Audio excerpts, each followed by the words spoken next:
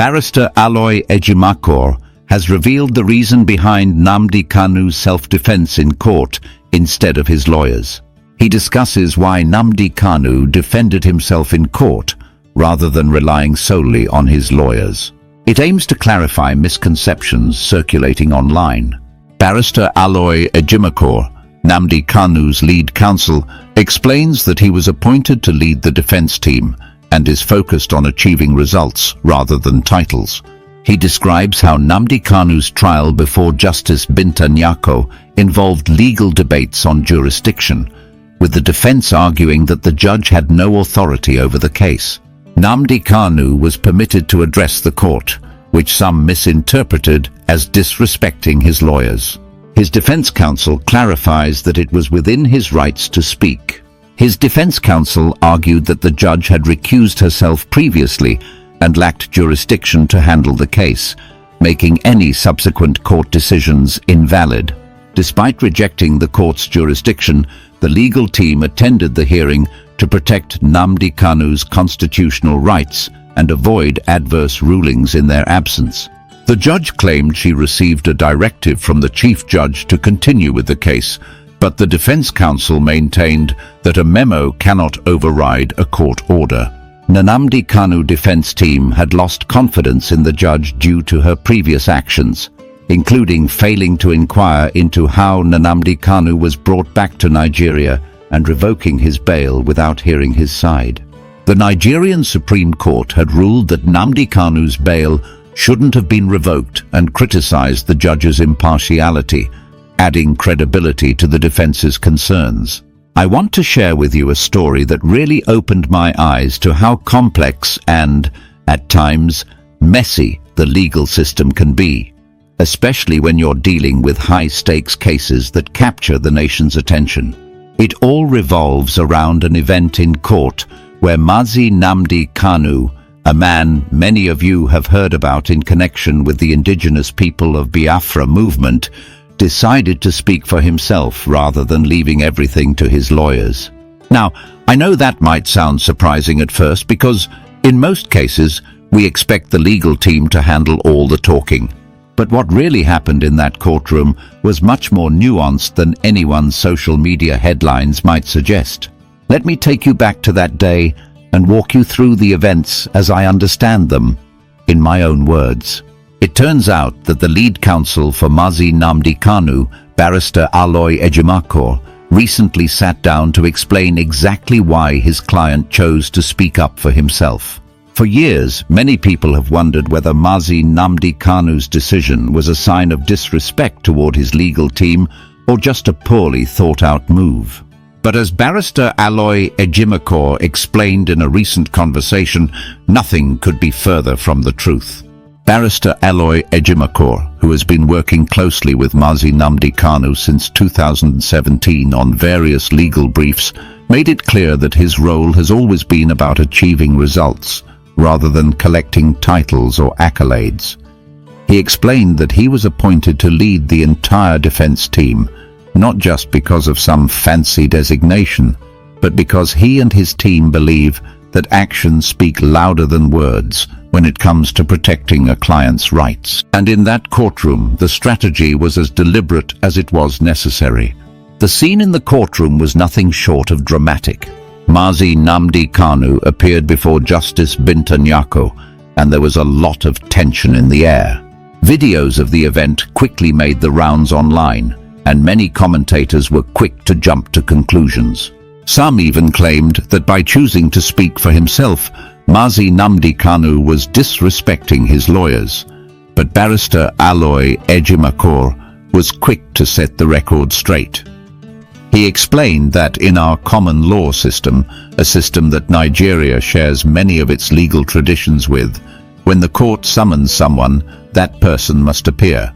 It doesn't matter if you think the court lacks jurisdiction or if you have objections to the way things are being handled. The rules require that you show up. In this case, even though the defense team argued that the judge no longer had jurisdiction over the case because she had previously recused herself, they still appeared in court. Their reason was simple and very important. If they didn't show up, Any decisions or orders passed in their absence could end up permanently injuring Mazi Nnamdi Kanu's constitutional rights. I remember Barrister Aloy Ejimakor describing how the court proceedings began. It all started when the private prosecutor for the federal government announced that the trial was ready to proceed. At that moment, Barrister Aloy Ejimakor rose to object, not out of defiance, but to make it clear on the record that the court had no proper authority to continue with the trial. His objection wasn't some impulsive outburst, it was a carefully calculated move. He wanted to ensure that every step taken in that courtroom was documented, not to challenge the court for the sake of it, but to protect his client from any rulings that might later be used against him. Now, one of the most important points he made was about the right of a defendant to speak in court. Many of us have seen images or clips suggesting that Mazi Nnamdi Kanu's decision to speak was out of line. But according to Barrister Aloy Ejimakor, this is a well-established right in any common law system. When a defendant is given permission by the court to speak, even from the dock, it's not an act of disrespect. It's simply exercising a right, one that allows him to speak from the heart. In that moment, Mazi Nnamdi Kanu wasn't trying to impersonate a lawyer in a robe and wig. He was simply telling his side of the story in his own words. And that, as Barrister Aloy Ejimakor made clear, was exactly what needed to be done. There was also an important discussion about a rather confusing situation involving a memo from the chief judge. You see, even though the judge in that courtroom had previously recused herself, meaning she had officially stepped back from handling the case, she later claimed that she was acting on a directive from the chief judge of the Federal High Court. The defense team, however, argued that no such memo or directive could override a valid court order. In their view, once a judge recuses herself, any order she issues afterward loses its legitimacy. Barrister Aloy Ejimakor made a point of saying that a memo might be a form of internal communication, but it doesn't have the legal authority to cancel out a proper court order. This was a critical argument for the defense because it highlighted that the judge's continued involvement was not only questionable, it was potentially unconstitutional. It was a situation where every move in the courtroom had to be measured against the strict rules of legal procedure. The defense team knew that if they didn't show up, the judge could have proceeded with the case in their absence, and that could have led to decisions that might have permanently harmed Mazi Nnamdi Kanu's legal interests. It's a hard truth in any legal system. You cannot simply ignore a summons from the court. Even if you believe the court is wrong, you must appear and make your objections known, and that's exactly what they did. What I found really interesting, and I think many of you will too, is how Barrister Aloy Ejimakor described the relationship between Mazi Nnamdi Kanu and his legal team. Some people online speculated that Mazi Nnamdi Kanu acted on his own, out of a sense of bravado, or that he somehow disrespected his lawyers by deciding to speak for himself. But according to his lead counsel, nothing could be further from the truth. The decision was entirely a collective one, a carefully coordinated part of a broader legal strategy. Mazi Nnamdi Kanu was given the chance to speak in court as part of a new approach designed to counteract the narrative that had been building online, one where his silence had been interpreted as weakness or subservience. Instead, his choice to speak was a clear signal that he was not intimidated by the legal process and that his rights were too important to be left solely in the hands of his legal team. Over the years, Barrister Aloy Ejimakor had built a strong working relationship with Mazi Nnamdi Kanu. He recalled how, as early as 2017, Mazi Nnamdi Kanu had entrusted him with sensitive legal briefs. Those early assignments laid the groundwork for a deep understanding of his client's case and the challenges that lay ahead. When it came time to handle the main case, the one that had recently ignited so much controversy, Mazi Nnamdi Kanu's instructions were clear. He wanted a defense team that was willing to stand up for him in every way possible, even if that meant challenging the very processes that were supposed to protect him. I can imagine the tension in the courtroom that day. The atmosphere was charged, and every participant seemed to understand the gravity of the moment. When the private prosecutor for the federal government declared that the trial was ready to proceed, it set off a series of events that would later be dissected in long online debates. Barrister Aloy Ejimakor immediately rose to object, making it abundantly clear that the court was operating outside its proper jurisdiction. His objection was not just a formality, it was a necessary step to prevent any potentially irreversible legal harm to his client. By objecting on the record, he ensured that every misstep by the court was noted, creating a paper trail that might prove crucial in future appeals or legal challenges. One might ask, why go to court at all if you believe the judge has no authority? That's a very fair question, and it's one that Barrister Aloy Ejimakor answered very clearly. He explained that no matter how flawed you might think a court's process is, you still have to show up. This isn't just a quirk of Nigerian law, it's a fundamental aspect of legal systems around the world. If you ignore a court summons, you risk having decisions made in your absence that could be devastating to your case. The defense team's appearance in court was less an endorsement of the judge's authority and more a tactical move to protect Mazi Nnamdi Kanu's constitutional rights. In every nation, you must answer the call of the law, even if you're protesting that the call is being made in error. Now, let's talk a little more about the judge herself and why the defense team had lost confidence in her. Barrister Aloy Ejimakor recounted an incident from June 29, 2021, when Mazi Nnamdi Kanu was brought before the same judge under highly irregular circumstances. At that time, Mazi Nnamdi Kanu was presented in a manner that seemed almost theatrical.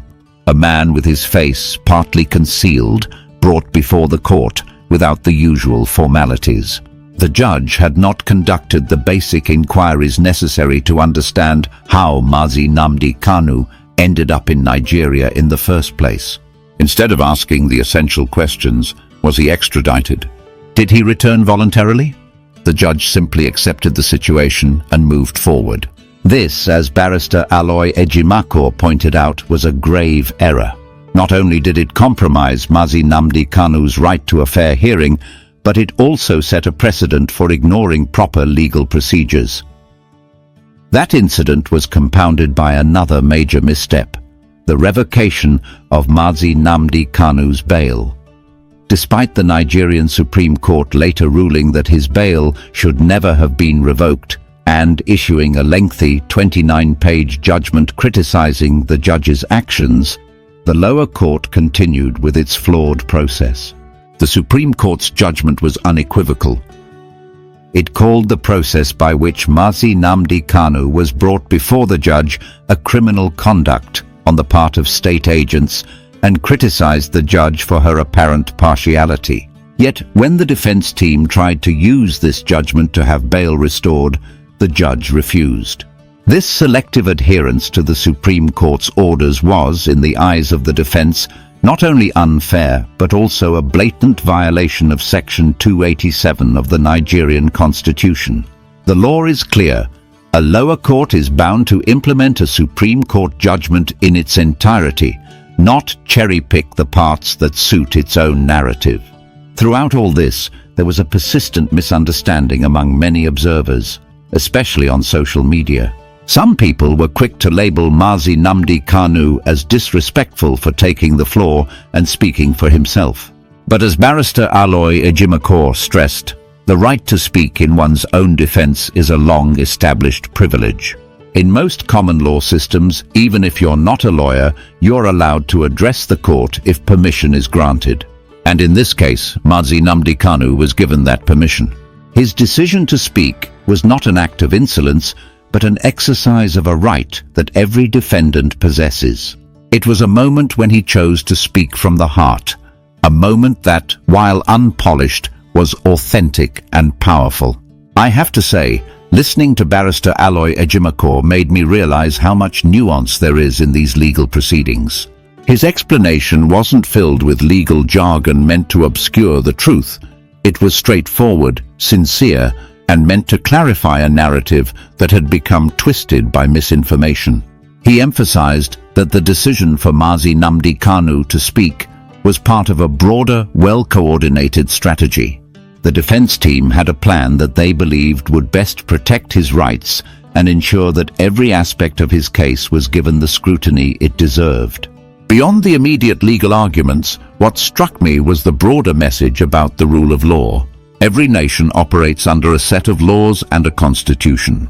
No matter how flawed or disagreeable one might find a particular court's actions, it is imperative to abide by the legal processes established in that country. Ignoring a court summons isn't a badge of honor. It can lead to adverse rulings that might be permanent. That's why, even though the defense team was deeply critical of the judge's handling of the case, they still went to court. Their appearance was a necessary step to ensure that Mazi Nnamdi Kanu's rights were not trampled by proceedings that lacked proper authority. I couldn't help but reflect on the powerful symbolism of it all. Here was a case that had already generated a storm of opinions, a case that had become the subject of countless online debates. Yet behind all the sensational headlines and quick judgments lay a much more complicated reality. Mazi Nnamdi Kanu's decision to speak for himself wasn't a spontaneous act of defiance. It was a deliberate, thought-out strategy that emerged from years of experience and a deep understanding of the legal process. His lead counsel, Barrister Aloy Ejimakor, was not interested in chasing titles or public accolades.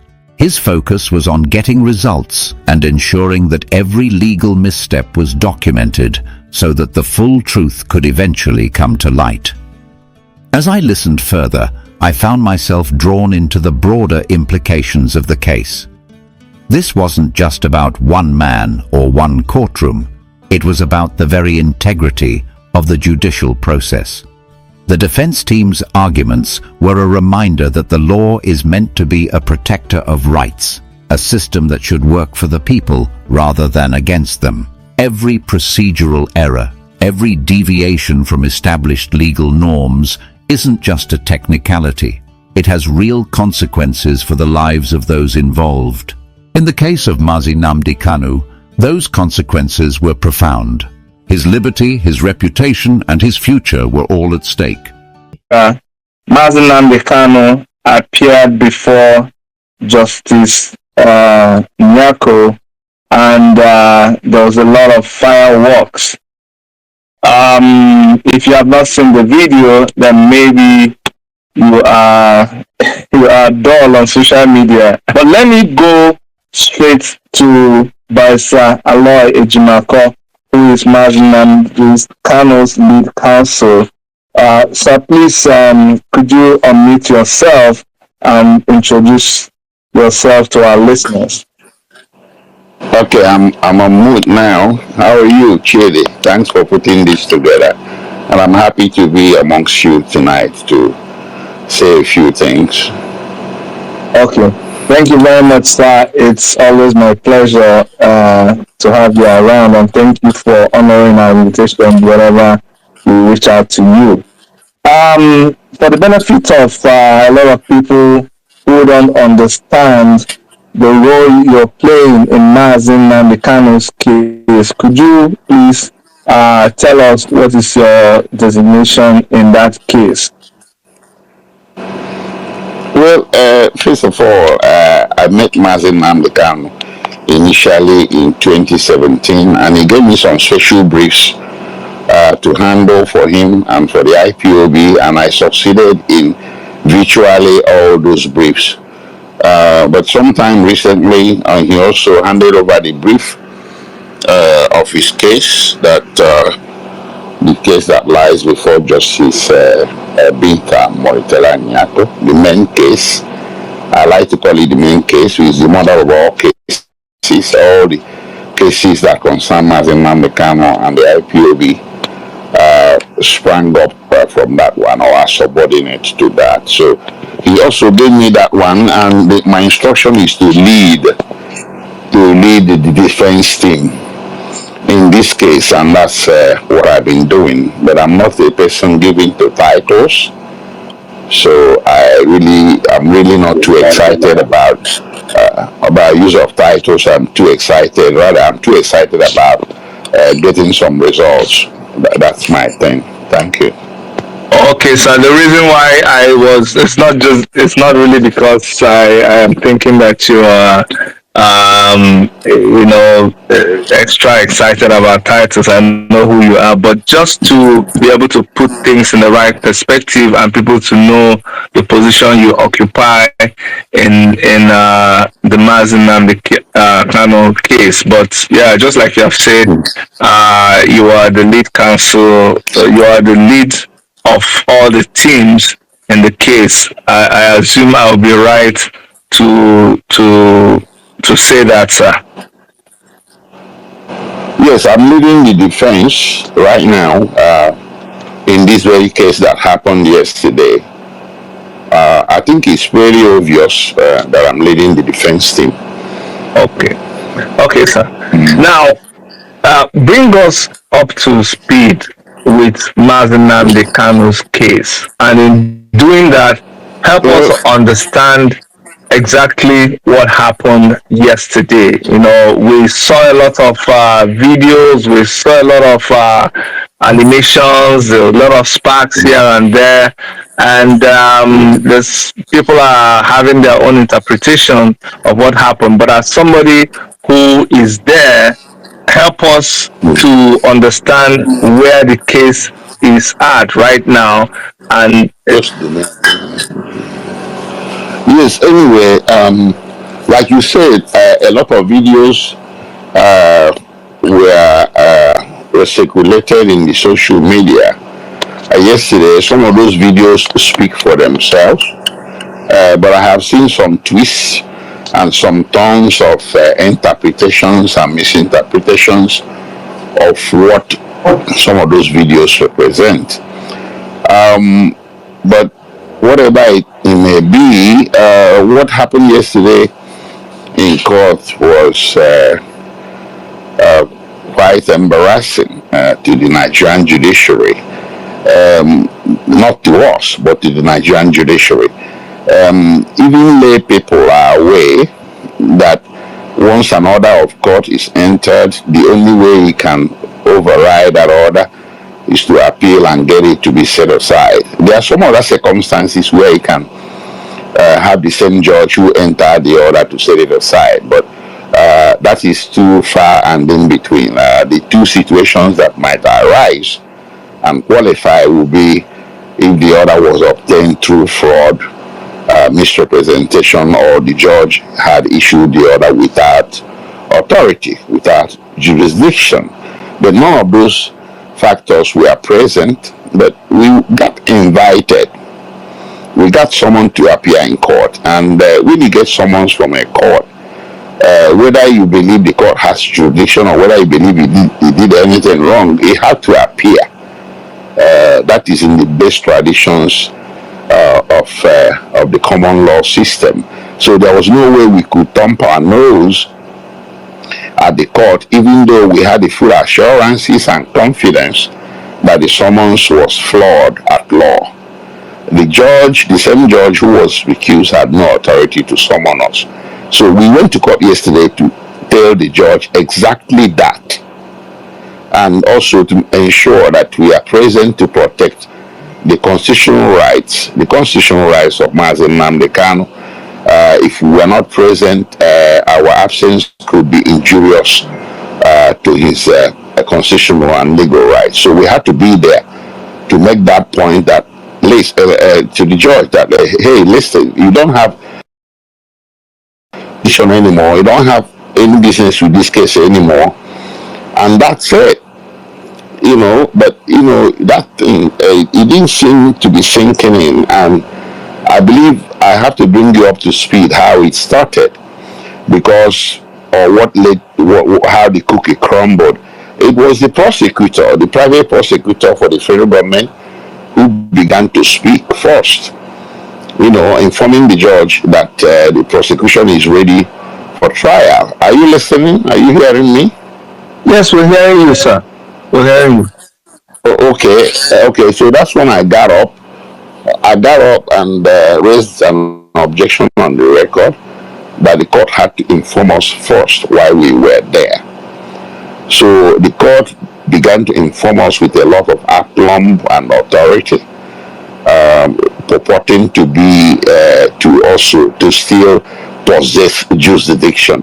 I opposed that vehemently, and it went on back and forth between me and the prosecutor on one hand, and between me and the court on the other. And Chidi, as you know, in every common law system, even where you live in Canada, a defendant has the right, or let me say the privilege, to address the court if the court so permits. So those people who want to say that Mazi Nnamdi Kanu was rascally, they are not. I don't know whether it's a product of propaganda, but he just didn't get up and disrespected the court and started speaking. He was permitted to speak from the dock. That is how lawyers put it. He asked for permission to speak, and he has the right to speak. Well, you can say a privilege. In some situations, it could be a right. But in this situation, let us just assume it's a privilege. So the judge extended that privilege of speaking for himself to him. And the way he spoke is the way every defendant presumably would speak. They speak from the heart. No, you would not expect him to speak like a lawyer who is robed and with his wig and gown and everything.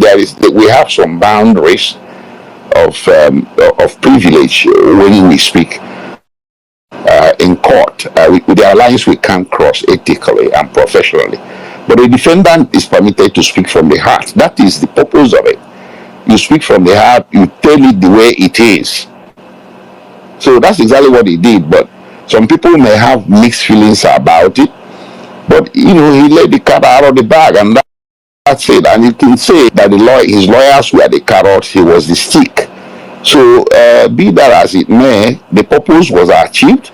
And the purpose was that ultimately we did not submit or succumb to the authority of the court to recalendar the case and try it, having been recused pursuant to an extant court order. So whatever the court did at the end is a nullity. The court purportedly adjourned Senadai, meaning indefinitely. If you don't have authority to hear a case, you have no authority to enter any subsidiary order such as adjournment Senadai.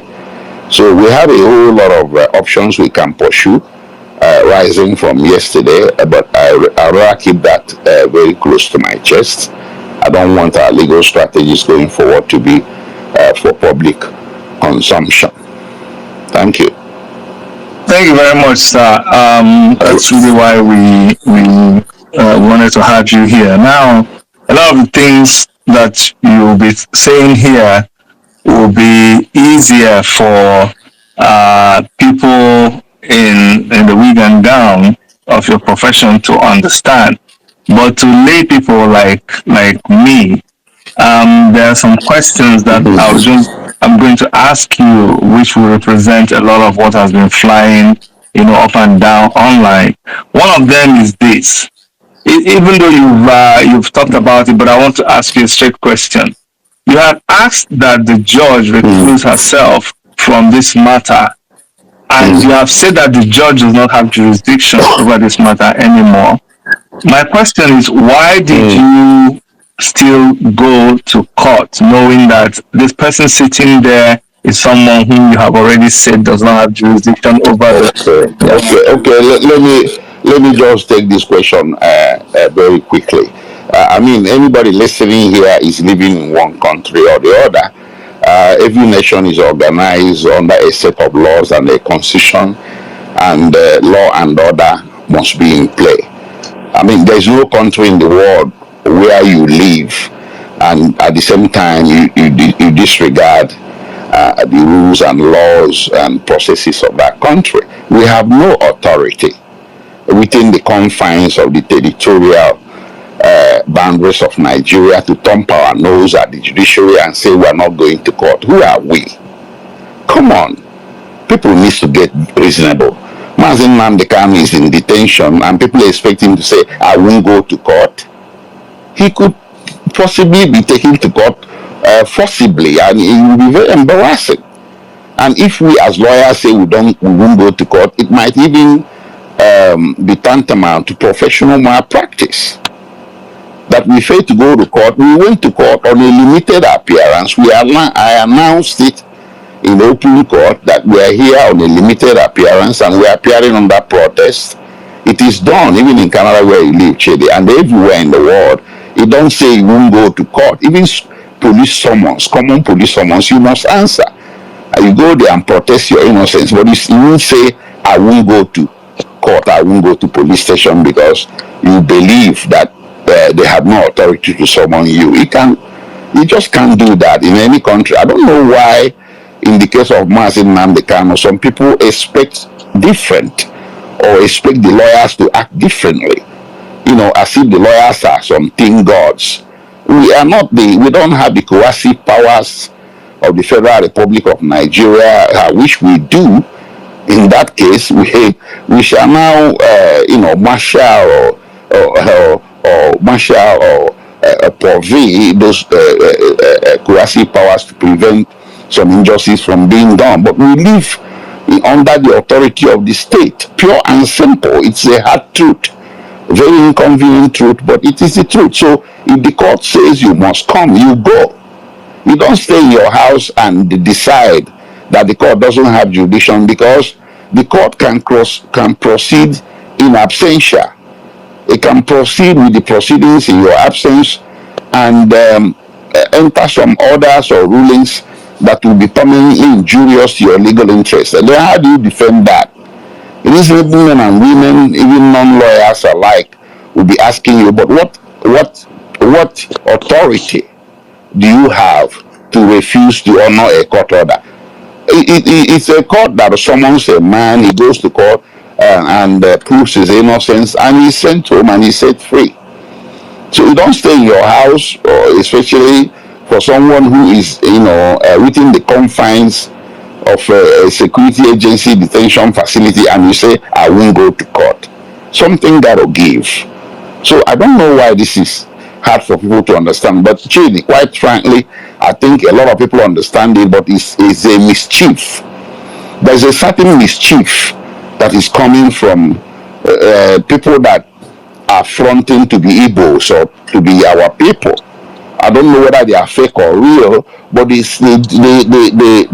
engage in this continuous mischief of finding fault every time in somebody and trying to lay blames that shouldn't be laid, and so on and so forth. And from there they now begin to engage in whole-scale acts of blackmail on the social media. But the legal team is not perturbed.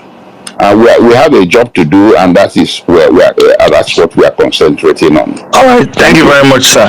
The next question is this: when you requested for the judge to recuse herself, I've heard in some quarters that request was not granted, and that was why the judge was back in court. So could you speak to that? What happened after you requested for her to recuse herself from the matter? Okay. Well, after this segment, I will ask everybody to go to my Twitter handle. It's a very good question.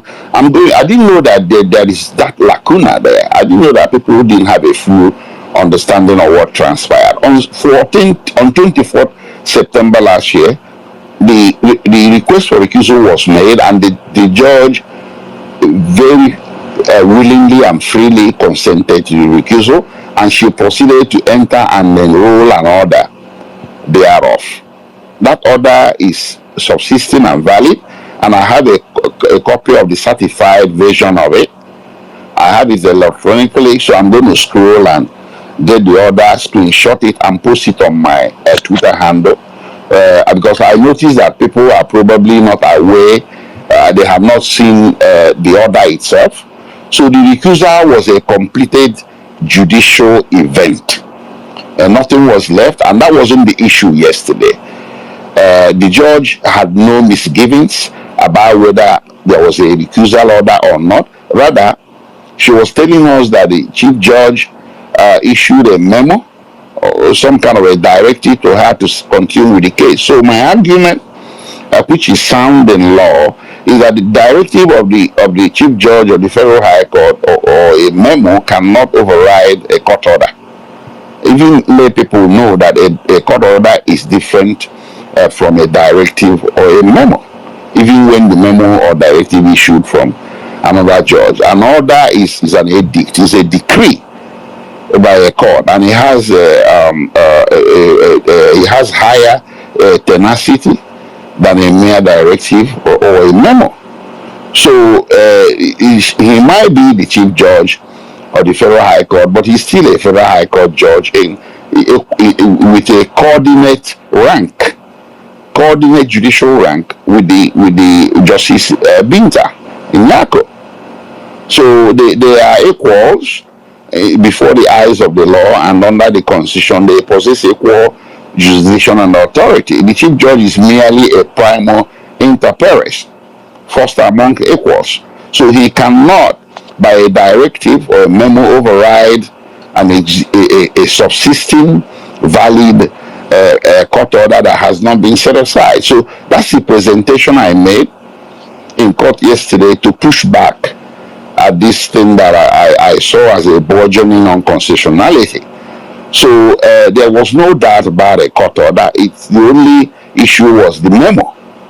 And we're not going to succumb to the contents of a memo that we didn't even see. Even if we saw the memo, our position would have been as rock solid as it was when we didn't see the memo.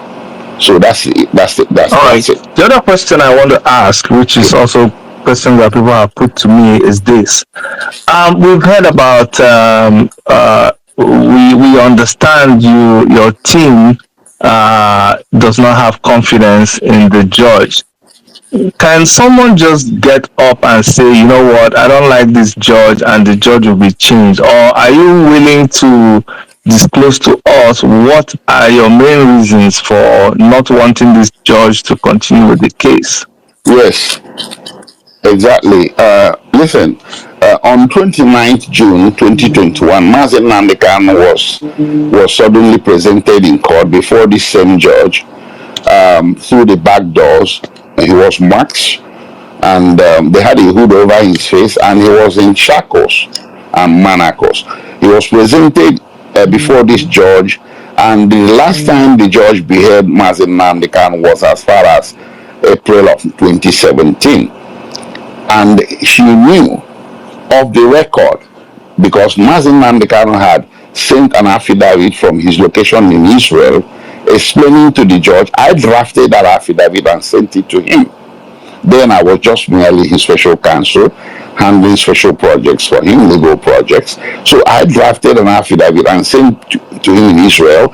He executed that affidavit before an Israeli high court, and it was sent to Nigeria and filed before this court, explaining why he had to leave Nigeria. So the judge was cognizant, fully aware that he was abroad as a refugee, as somebody who actually left Nigeria to save his life. So this judge did not conduct the basic inquiry required of a judge to ask, how did you bring this man before me?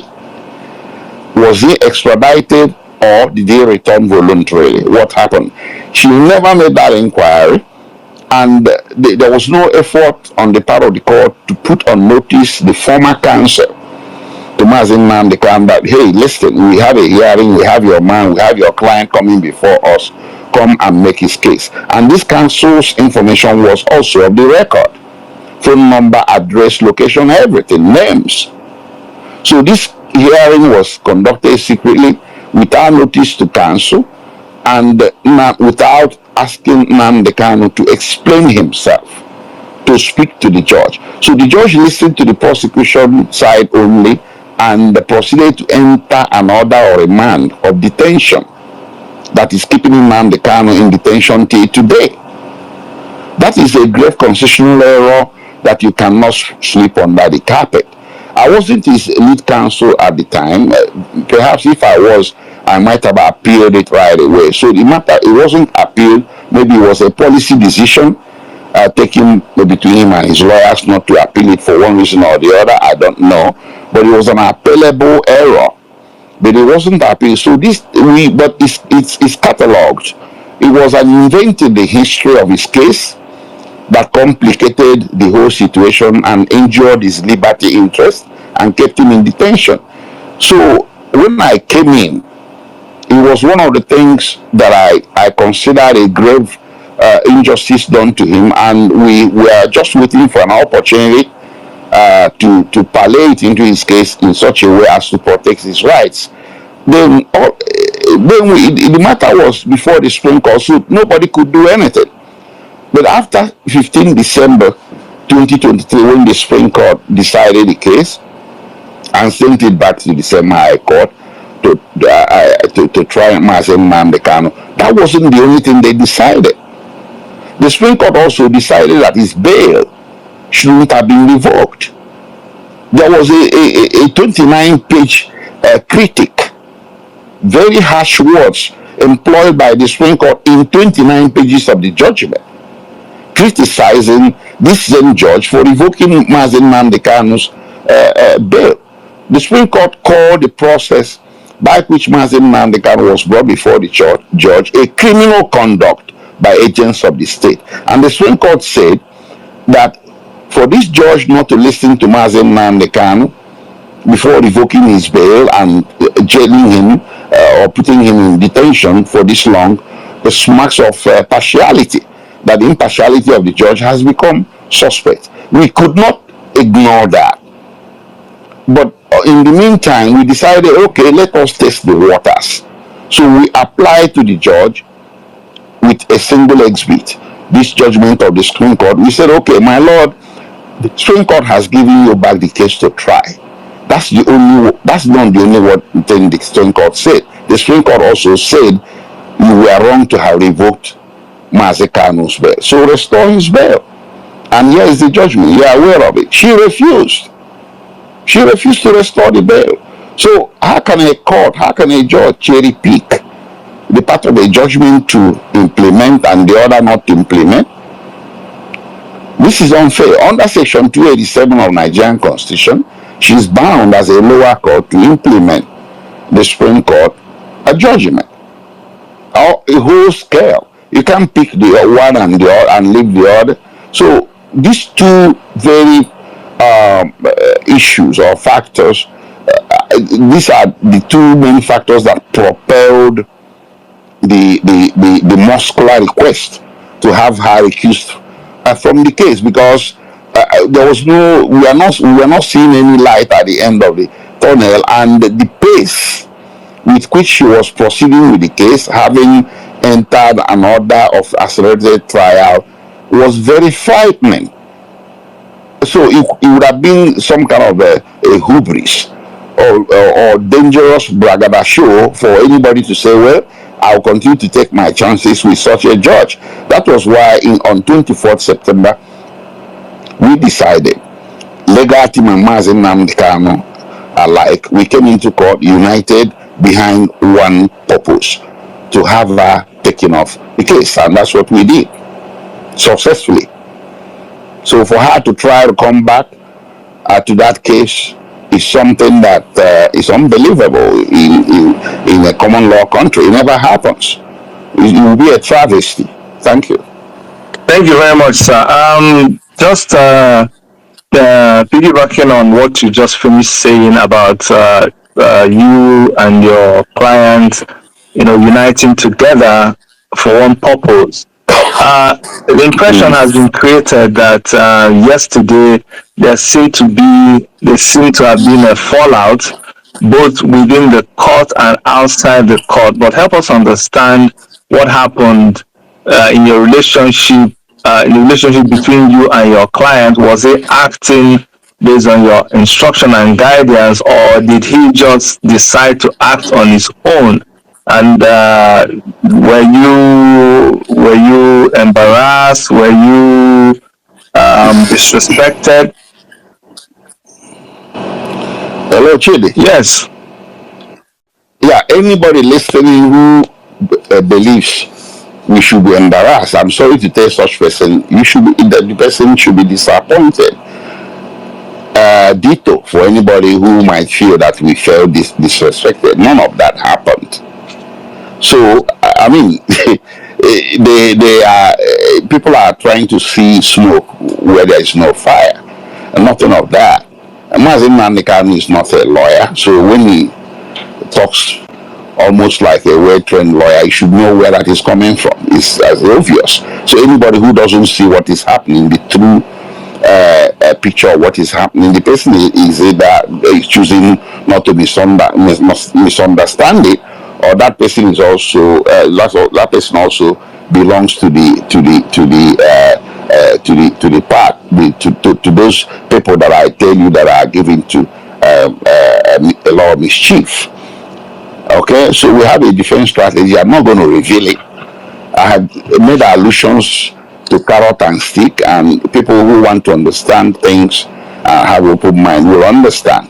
Mazi Nnamdi Kanu could not have spoken to the court or to the media without preparation and without the concurrence of his counsel, of a legal team. This is a new strategy. Before we came in, he never used to speak in court. He was looking caged, and people were talking all kinds of things. Some people were saying, "Oh, he doesn't look like Mazi Nnamdi Kanu again." Some people were saying he was cloned. Chidi, you are aware of it. No. He once asked me about it.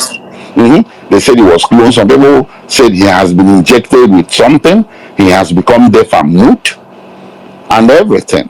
And to speak to the press then was even a tall order. He couldn't say anything. There was a very long video he made for under a minute when he was calling for peace and all that. People were like, he looks very sick. He doesn't speak like the lion that he was. And then I came in with the new defense team, with the new legal team, and we changed strategy. We decided that for come what may, Mazi Nnamdi Kanu would always speak in court, unless he doesn't want to. That's against me. And he said it to our satisfaction. Even if he said, somebody says, because it might be, you might get up to say something in court, and the judge will ask you, which she did yesterday. Okay, you want to speak for yourself now? And he said yes. What is he supposed to say? No. If he says no, then he ought to sit down. No, people were not there. People who were there will tell you, we nodded our head when that question was put to him. He looked to the counsel table and we nodded our head. Yes. So go ahead, speak for yourself. That might be, I think that's advantageous to his case. Some people may have a different view, but at the end of the day, it's advantageous. I cannot begin to break down to you the details of how we came to that. Yeah. But it's part of the overall strategy, because the situation has become unusual. So we have to also employ unusual measures to countervail. All right. Thank you very much. Thank you for those revelations. That's really why we wanted to bring you here, to make sure that we're dealing with real. This is the end of our news update. Please click the icon on the top right corner of your screen to watch my next video. You will enjoy it. I will see you again in my next update. Enjoy the rest of your day. Goodbye for now.